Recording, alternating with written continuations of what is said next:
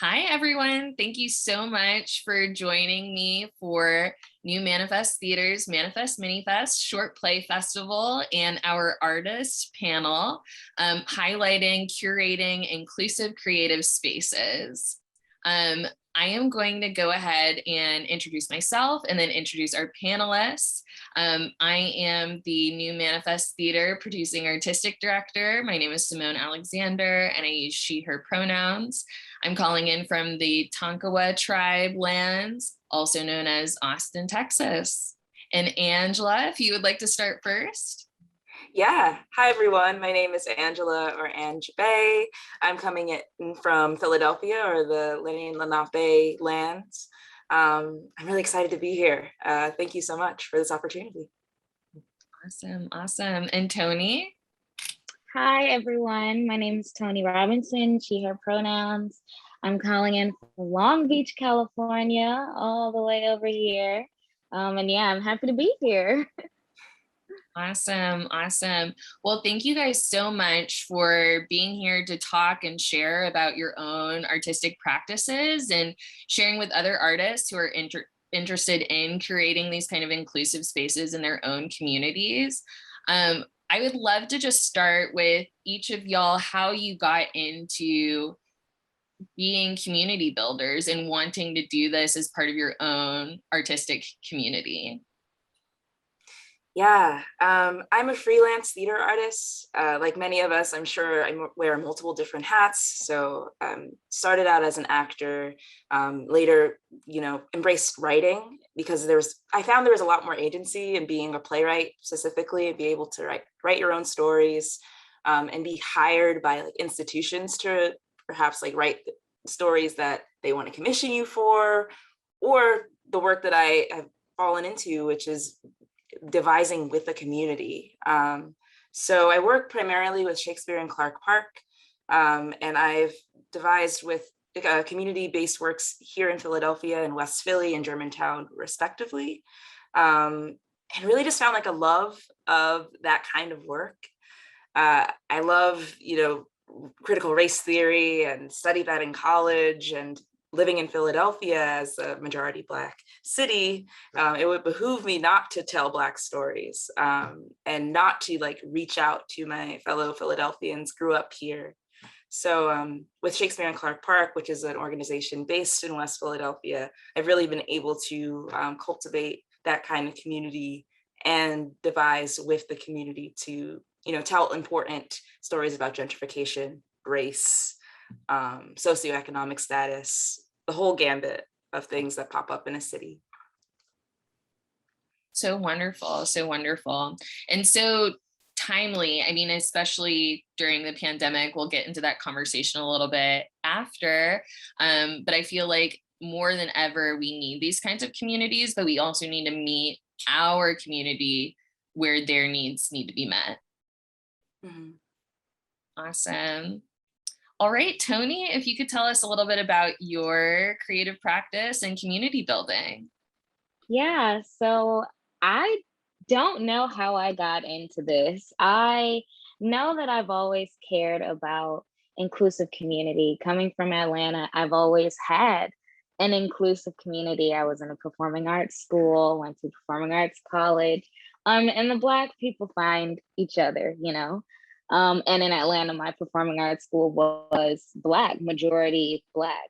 And once I realized going to a PWI in college that space was not everywhere, and I had to search for that community again. And I feel like around the top of the pandemic, actually, I decided that I was no longer going to work under a white person again.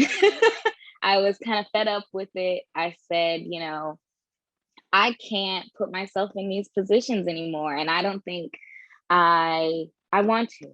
And it was like this huge jump into this freelance work for social media.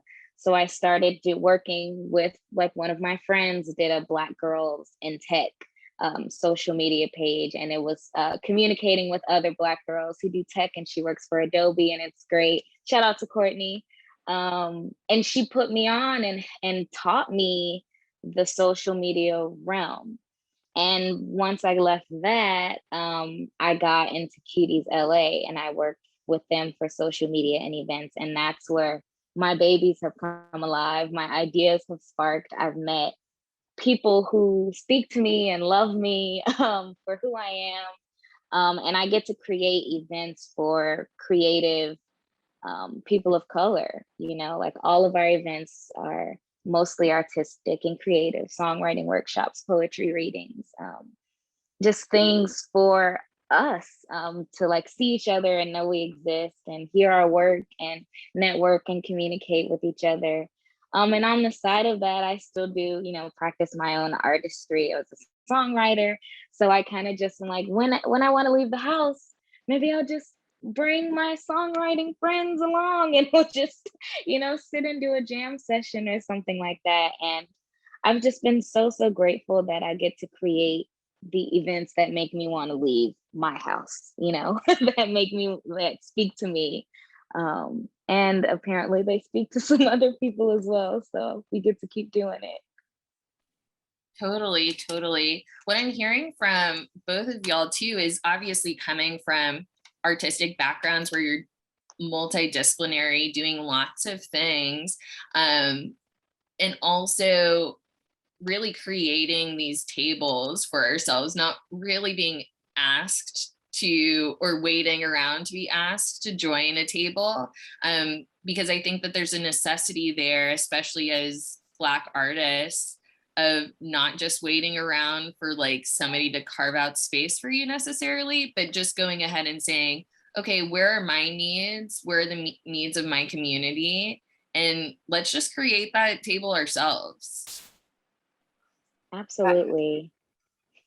I mean, like with oh, I'm sorry. No, yeah, I was gonna say, like Angela, I fell in love with writing my senior year of college. I remember I did it a few times when I was younger as well. Like I was like, I'm gonna write myself on Disney Channel, you know? And I wrote a script like one summer. I wrote a pilot for myself, and it was amazing. Yes. I loved and so when I got into college and I fell in love with writing all over again, and now I'm doing more in songwriting, it is just like you have to make that space for yourself. Like you're looking, you're seeing, and you don't see yourself. And I realized in my training at school, at this PWI, that I was always going to fit into these, I say, eight boxes. And I was, yeah, right. That's generous. Right. And I was so angry with that. I couldn't stand for that. I felt like anytime I would do something that was mostly done by a white person, I was like revolutionary, groundbreaking. Oh my goodness, bending, race bending. And it's like, I thought I was just reading a play and doing, you know, it was just always something, and like creating something that feels like you. It's nothing like that in the world. Like saying, this is me, this is who I am, and putting that out there. So yeah. I just wanted to say, like, writer to writer, I respect you as a playwright. Like, we need you. We really need you. Yeah, likewise. Yeah, I was gonna say, like, that is like dope that you have drew a line in the sand about like not working for white people. Like that's so inspirational. And something that I want to say is like I'm realizing, like, with this work of like decolonizing yourself and your artistic practice and the stories you tell and all of those things, like there is always work to be done, like on an interpersonal level and an internal level. And, you know, college was such a formative time for me. I also went to a PWI, also was tokenized, also was, you know, gaslit into thinking that, you know, my potential wasn't worthy or because it didn't like measure up to the white ideal of like what a theater artist should be, or because I was too loud, or because I, you know, had to bring up race all the time. When even I didn't want to, you know, there's like this thing, I especially think as like Black theater makers, like we're invited into rooms leading with our Blackness without us even having a say in like whether or not like that is what we want to. I'm just so frustrated. I'm getting emotional because I'm so frustrated by like this idea of like, oh, we've opened up a seat at the table for you, Black theater maker. Now you're going to be our Black person for this process. Even in like all Black casts with like all white administrative teams and leadership teams, like the same thing happens of like, we should pat ourselves on the back because we've made space for you. And I think that like, you know, through college, I started doing ethnographic theater, and like I did one project. I applied for the Inclusive Community Grant, and I was like, okay, just give me the money, institution, so I could expose like the racism of this institution. And of course, there is friction, and there's always going to be friction if you're trying to like, you know, combat white supremacy in like even the smallest ways. But I wasn't prepared when I was in school for the amount of pushback that I got from people that I considered my mentors, from people that I even considered close friends and co-conspirators, for how like honest I was trying to be in my art. And it's realizing that the system, like everyone buys into the system in some way. And even like Black co-conspirators and even like Black mentors are like, hey, slow down. And it's like finding grace for those folks and for myself in that, because there's always going to be something at stake. Like decolonizing and revolution doesn't come without a cost. And so I find myself today still working for white people and still having that internal, you know, conflict, that war really of like, you're going to put this in a grant application and get more money to hire someone who looks like me. Might not even be me the next time, but you're going to get money to hire someone else. And you're going to say, we've hired a Black theater artist. And where's my ownership of the work? And I just appreciate so much folks like you, Simone and Toni, that are like having your own initiatives and starting your own initiatives for us and by us, because I have to get to a place where I can like do that as an individual artist. So you will. You're on your path right now. It's working. Yeah. It definitely Absolutely. is. And I feel like, you know, going back to having these communities of Black artists and finding each other, even if we are regionally, you know, I feel like what I've discovered, at least during this pandemic time, is how great the outreach can be. Like before, it really did feel like, you know, it's only people in my city, in my town that I can like easily drive to and meet.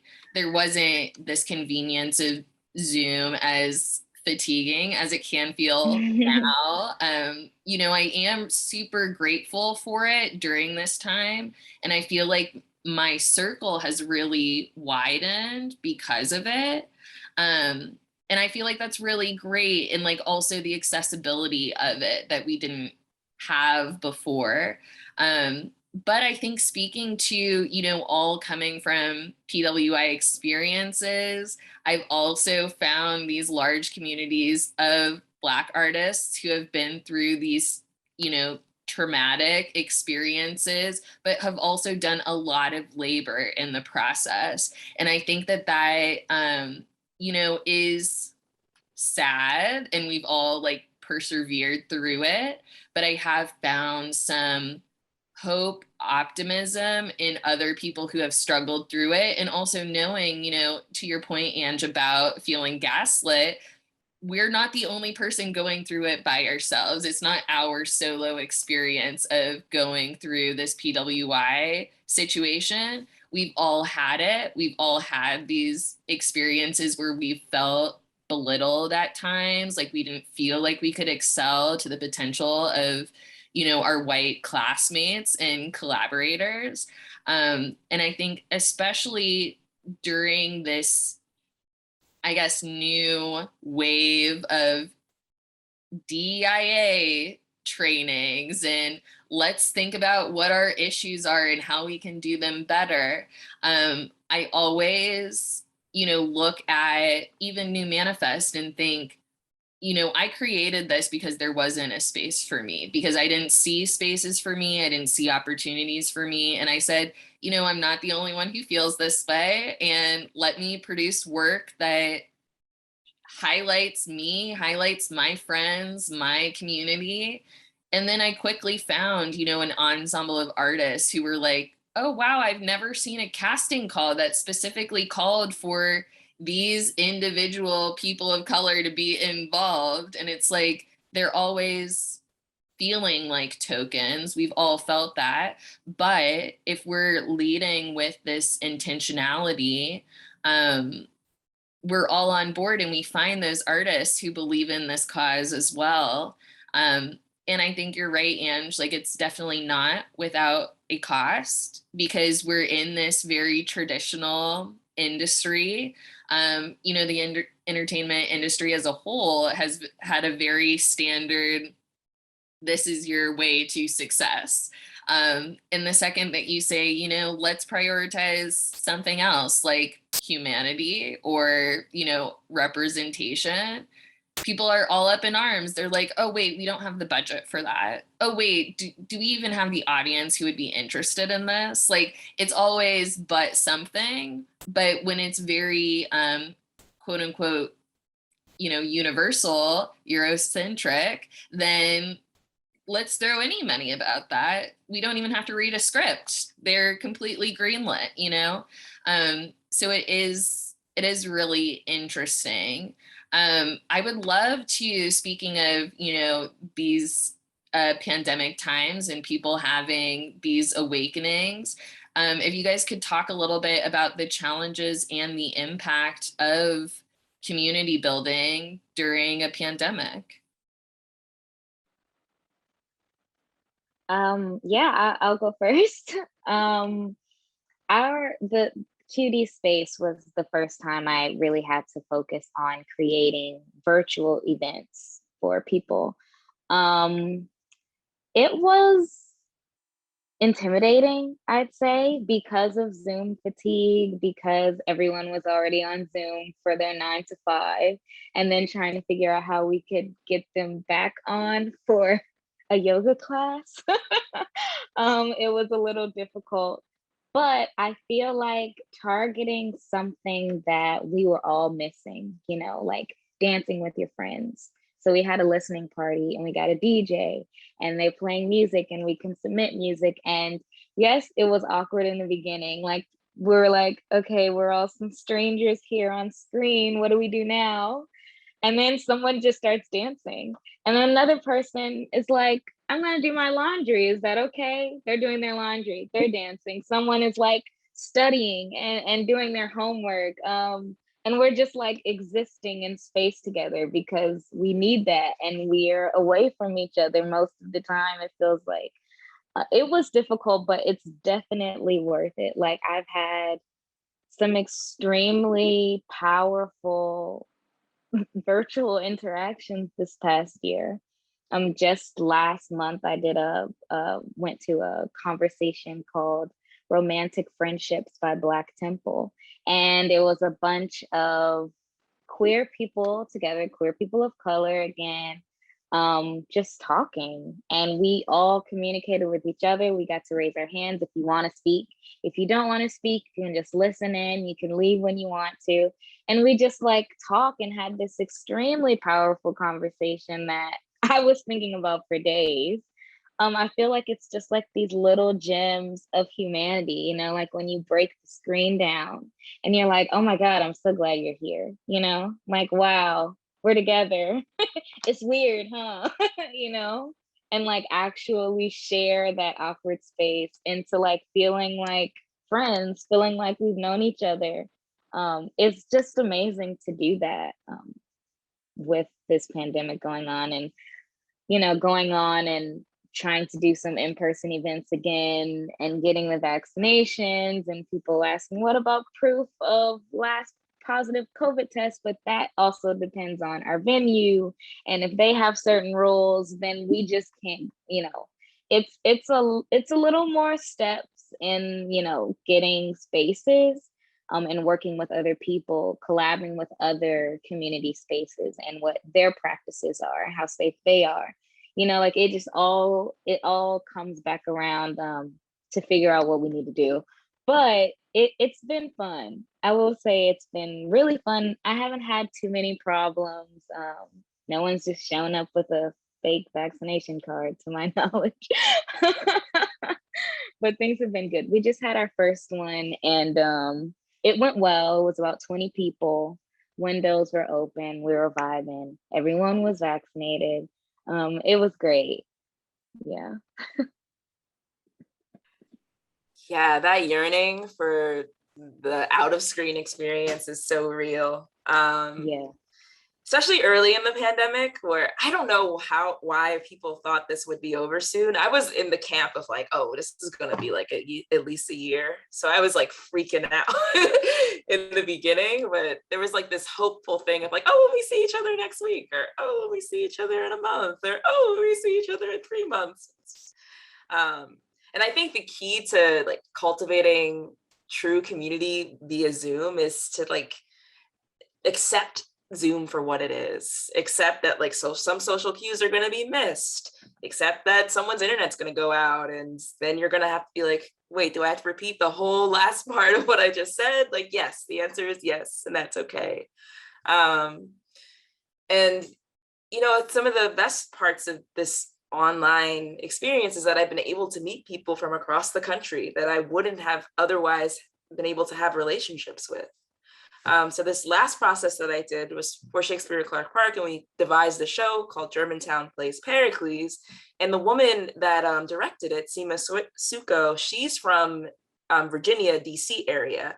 And she was, virtually leading a rehearsal room that was here in Germantown and other parts of Philadelphia. And that could have never happened without this like Zoom sort of platform. And of course, there were challenges to that process. One of them being meeting the community where it's at. What do you even want to have a play in your neighborhood? Like, do you even want that?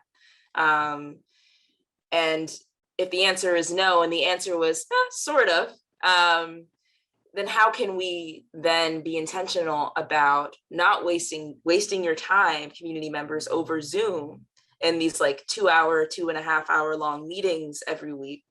And how can we, really manufacture lasting relationships and build and grow alongside you until we're able to, rehearse the play or rehearse the fair attached to the play, which is what it ended up being in person.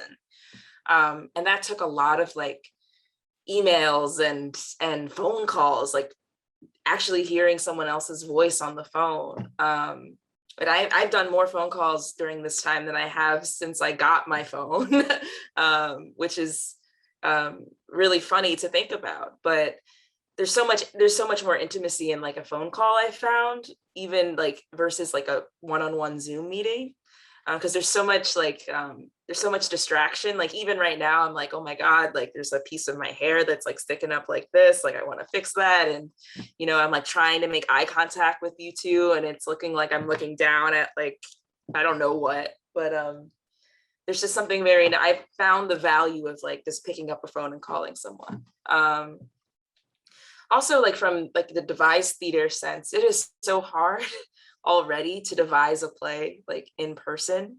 So adding the element of like working via Zoom and then adding another element of working with people that aren't necessarily theater makers first is really, really difficult. So for me, I found that as much as possible, giving people a break from the screens during rehearsals. So like establishing like community guidelines, doing all the things that you would do in a traditional devising process.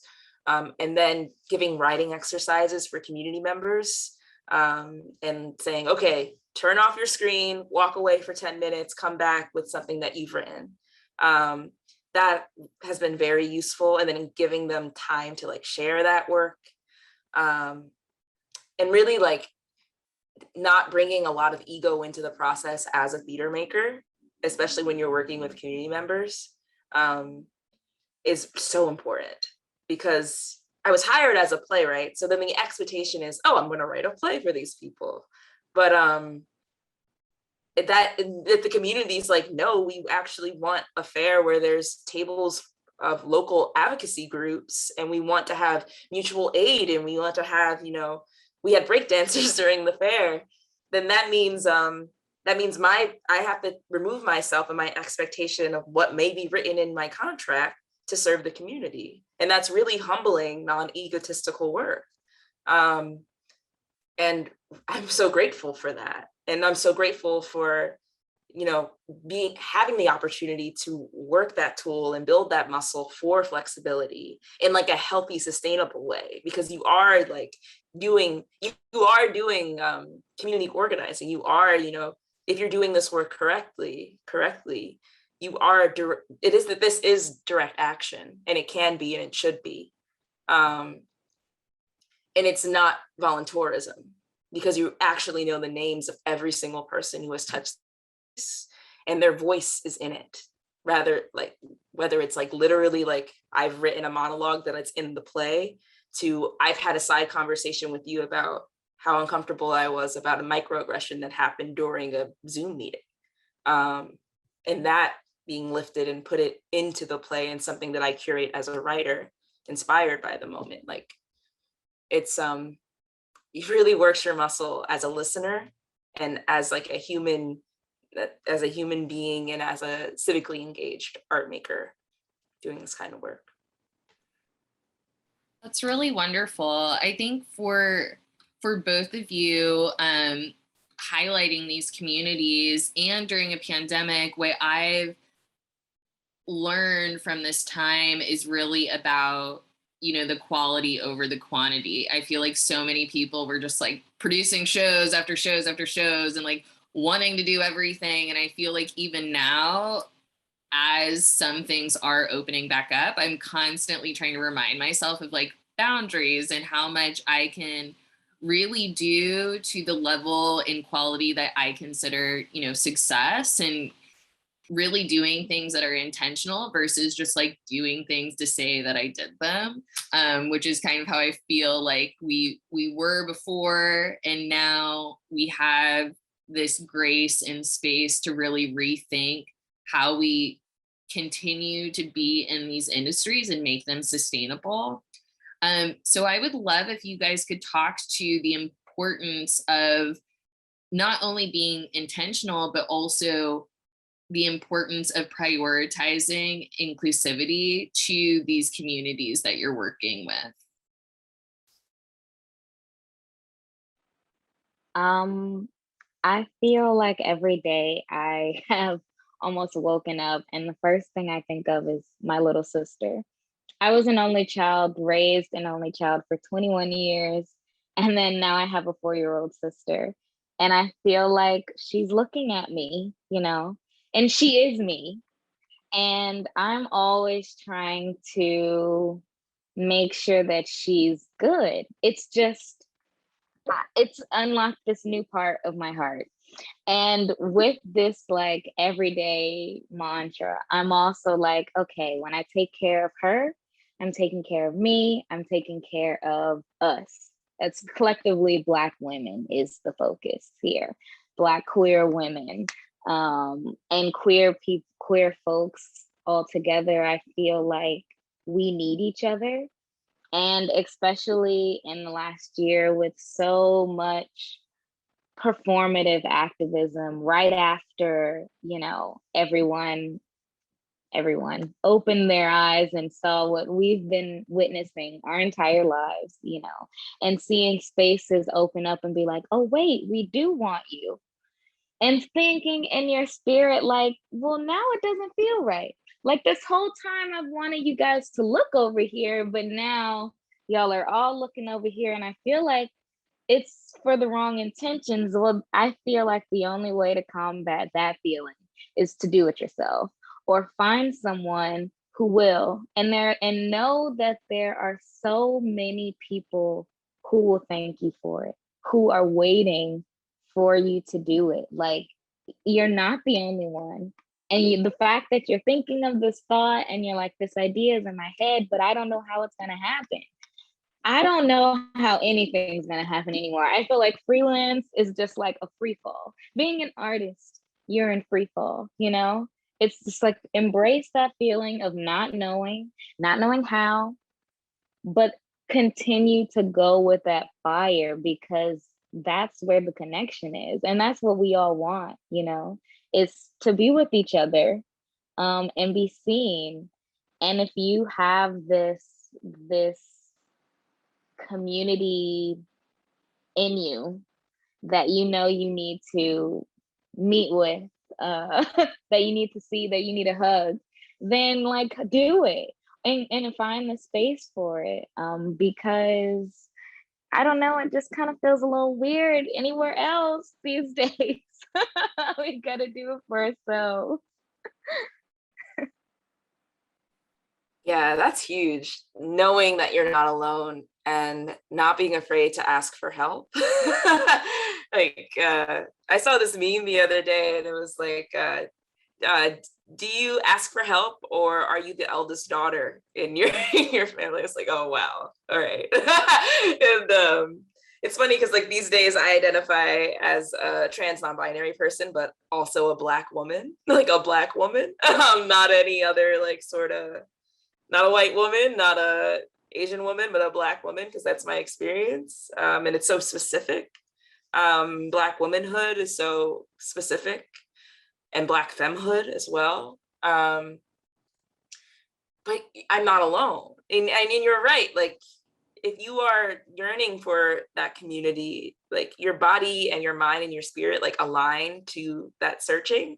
And I fell into this opportunity to meet you both, and that was by extension of knowing another Black woman who was amazing. And I've, so many things have happened like that for me, where I've said either like to the universe, like, oh, I need a community or an opportunity like this to show itself, or I've thought it, or I've written it into a play, or I've dreamt about it, and then it's by a matter of luck, which is just like preparation meeting opportunity, it's happened. And I'm like a strong believer in, like, if you like lead with that intention, that it can't help, things that can't help but fall into your lap, or you can't help but meet those kinds of people that will be a part of your larger community, and align with your mission statement.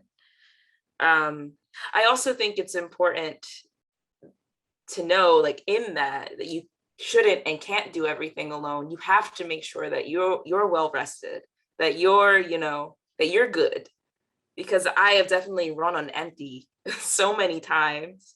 And when I run on empty, I can't care for my community. I can't just give. And it's fine if it's not reciprocal sometimes, but if I'm just like giving out all of what I have, then it takes me longer to recuperate. It takes me longer to, build myself back up again to a place where I'm like, where it's healthy for me to even give just a little bit.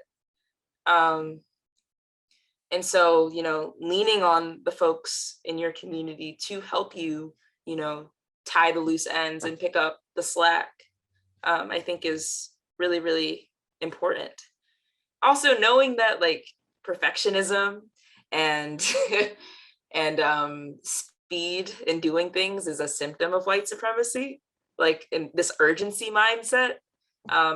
Nothing is really that deep in theater. But what is deep is the community, is the connections, are the relationships that you build with the people that you're making the theater with. Like, because we're putting on a show, right? We're playing for 10. And there's truth in playing for 10. But the show doesn't have to always go on.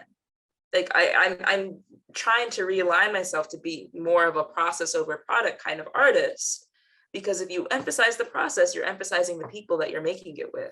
You're emphasizing the change that's happening in you. You're emphasizing the change that's happening to other people through you. in the learning.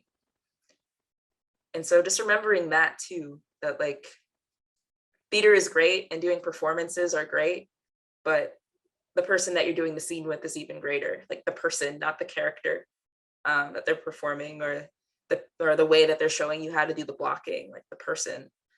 And that's how I am becoming more sustainable. It's just like really putting emphasis on those relationships with the people that I'm working with. I really love that. I will just start by saying I was personally feeling attacked by the eldest daughter, because that is so real, I think, for so many of us. There's like this level of always wanting to be like the go-to person, or the person who has all of the answers, or the person that everybody finds comfort in somehow, yet you're always struggling to find that comfort for yourself. And it really is like you're giving, and then you're like, oh wait, I have no more to give to myself, so now I'm empty. Very, very true to form. Yeah. And for me, then I romanticize that feeling of, why me? Why does this always happen to me? It's like, well, and you have agency for this not to happen to you anymore. Like, you have to admit that you like that this is happening to you just a little bit, because you get to complain and like put it in your art making. You're saying that it makes you a better artist, but other things make you a good artist too. So you need to chill and stop being complicit in your own oppression. And that's part of being sustainable and having boundaries. So yeah, I also felt very attacked by that meme, and I've been thinking about it for a week. So yeah, I mean, you're right though too. Like I always find it interesting, like especially graduating from college, and like lots of my fellow, friends and colleagues just went straight out to some big city and started auditioning and just like grinding about it. And I was like, that doesn't sound like where I'm gonna succeed right now. And it also doesn't sound fun to me personally. Like, I have little to no agency in just like going to a big city and just going to every single audition and hoping somebody wants me. Like, that's just not my personal jam, I guess. But I feel like this conversation has been so inspiring and so healing for me as an artist. I feel like I've learned so much from both of you guys. I would love if you could share, one piece of advice, or even better, an action item for an artist who might be watching this and who's interested in, starting to community build themselves and starting to create these inclusive creative spaces.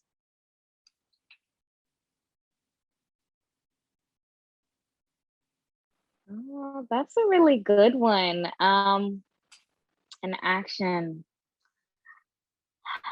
I'd say write it down, write it out, write it in all the details of execution out, and don't be afraid to fully visualize that idea, that space that you want for yourself, because it's valid and it's needed. And there are other people who want that too. Like, don't be afraid of this wanting feeling that you have, and know that you can make it happen for yourself.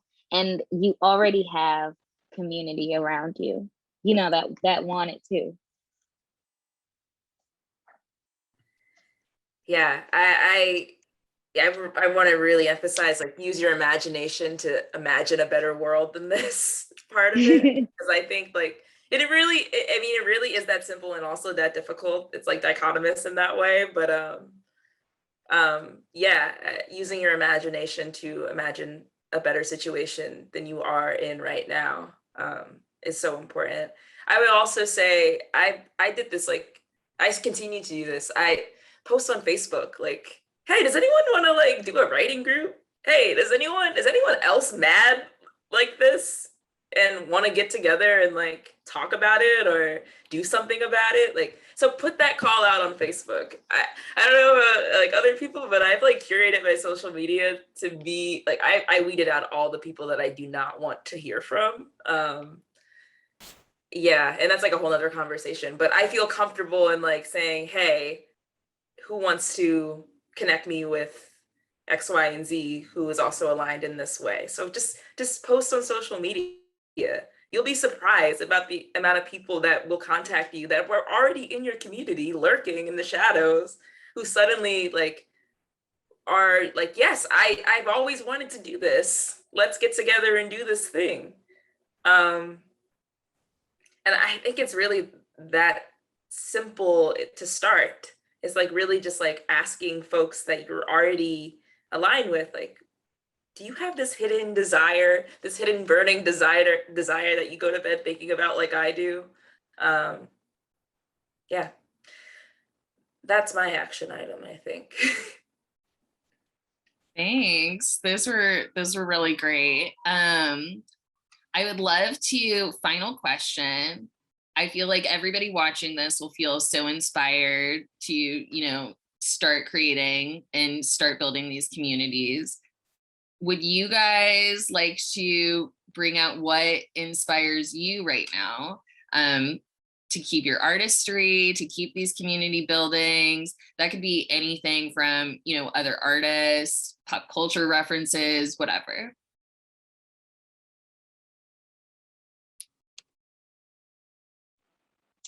Can I say Lil Nas X is inspiring me right now? I feel like I've never been that bold in my life. I'm a little scared. I'm a little like, I don't know. I don't know. Should I? I don't know. But he goes out of his way to say, like, this is me. And I know you're uncomfortable and I know you're mad.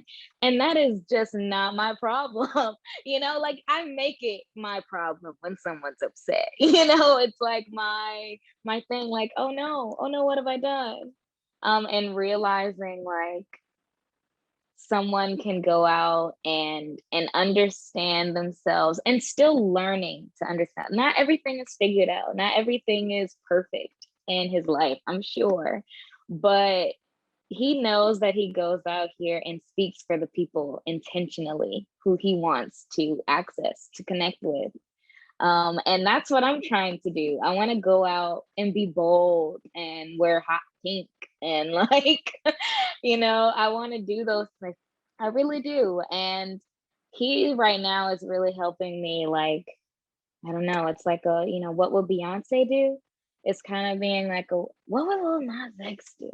It's like, because it's really always go big or go home. I feel like. Yeah, that's a great answer. I feel like he's such a moment right now. I literally was going around with my partner the other day and I was like, I just love him. And I love him so much. he was like, I don't know. I feel like he's not quite my vibe. And I was like, I don't think he's trying to be anybody's vibe. His own. But he's gonna vibe, whether you Yeah, he's like, gonna vibe. He's gonna vibe. Yeah, ditto to Little Nas X. I've been thinking about Sorry to Bother You, the movie, for a really long time. And I love that piece of cinema. And I really love Boots Riley and all that he's done as an activist and as an artist. Also specifically inspired by how long it took him to write Sorry to Bother You, which I think he said was like 10 years or something, like a really long time. And I'm taking that to heart as an artist who is also slow in inspiration and like very thorough in the way that movie is super thorough and absurd and inviting. Really taking that to heart as like something that is valid. And that is worthy. I also just love Janelle Monáe. I'm always inspired by her and like Dirty Computer. When Dirty Computer came out, I was still in school in college and I was like, wow, like Chilling. Goosebumps. yeah. So yeah, that. Yeah, and I love Little Nas X. I also love Shamir. Does anyone know who Shamir is? They're a non-binary trans femme musician, and I think actor. I think they also act. And I've just really, really been really interested in their music. So just like Black queer people doing the damn thing, and like, basically, anti-capitalist leftist shit. Like that is. Ooh, can I curse? Ooh. Anti-capitalist leftist stuff, forever inspired by people that are bolder and braver than I am. I love that. Such a great note to end on. I hope everybody looks up all of those people, especially if you're not familiar with them. Look them up, be inspired. Thank you, Ange. Thank you, Toni. This has been such an inspirational conversation, and I hope that this is just, the very beginning of future collaborations. Yeah, me too. Absolutely. Awesome. Thank you all for tuning in. Yeah, thank you, friend. Thank you.